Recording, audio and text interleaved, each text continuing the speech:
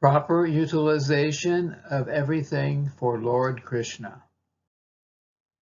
When I joined ISKCON in 1971, the movement was very young. Although we were very enthusiastic to spread the movement and to please Srila Prabhupada, sometimes our understandings were a bit immature. For example, many of those who joined the temple in those days were students who decided to drop out of college. Due to our immaturity and incomplete understanding of the Krishna consciousness philosophy, there was an overemphasis on rejecting the material world, considering it incompatible with Krishna consciousness. In those early days of the movement, practicing Krishna consciousness implied living in the temple ashram and doing service around the temple and selling Srila Prabhupada's books.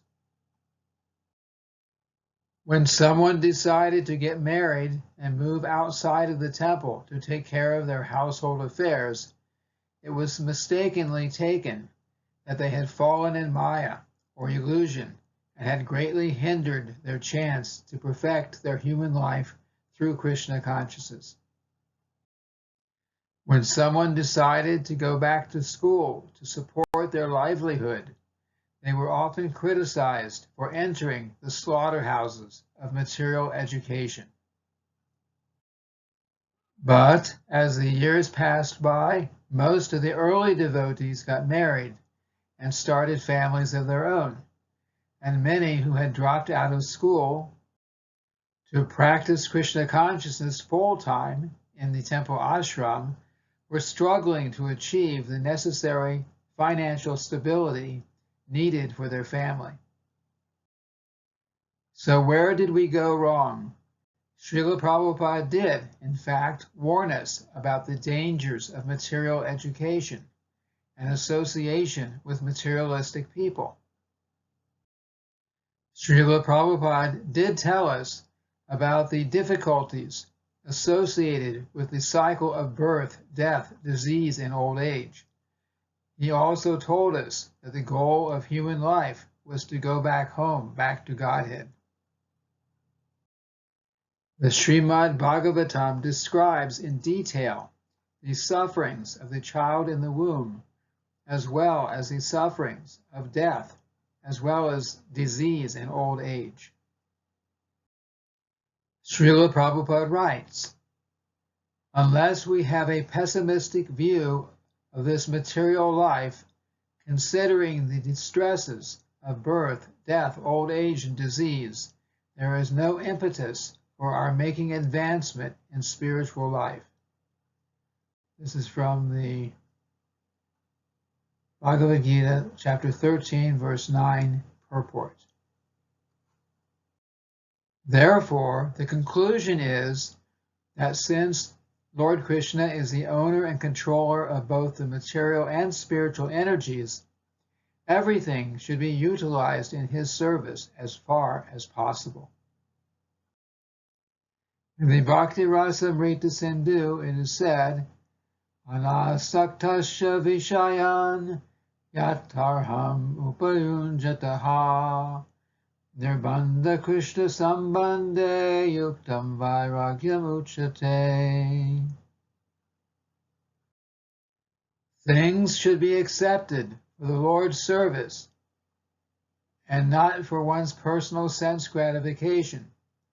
If one accepts something without attachment and accepts it because it is related to Krishna, one's renunciation is called Yukta Vairagya.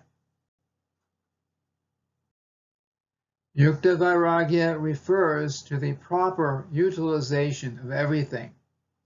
We should not reject anything that is favorable for engaging the Lord's devotional service. Those who were going to school could have remained in school, but added the principles of Krishna consciousness, like chanting the Lord's holy names, studying Srila Prabhupada's books, associating with devotees, and abstaining from the 4 kinds of sinful activities. Those who chose to get married and have children could have been encouraged to do so, but in the spirit of service to Lord Krishna. It is a great good fortune for those children born in a devotee household, because they have the opportunity to practice Krishna consciousness from the very beginning of their lives. Building a Krishna conscious family is an important part of spreading the Krishna conscious teachings. This is beneficial for the Krishna conscious family members as well as the people in general, who see practically how they too can practice Krishna consciousness without giving up their family, jobs, and education. Most aspiring devotees will not try to follow the example of the brahmacharis in the temples. They will try to follow the example of the Krishna conscious families. Therefore, the conclusion is that Krishna consciousness is very practical and must be applied with intelligence. We need to utilize everything in the Lord's service. It is also very important to note that even though one may be raising a family, going to school, working at a job, and so on, we can still practice Krishna consciousness full time. All our endeavors can and should be directed toward becoming fully Krishna conscious and going back to Godhead in this lifetime. Full-time Krishna consciousness means that the goal of all our endeavors is to become fully Krishna conscious. It does not mean that we are living in the temple ashram 24 hours a day. Srila Prabhupada describes how his father would worship his household deities in the morning. He would then go off to his business as a cloth merchant.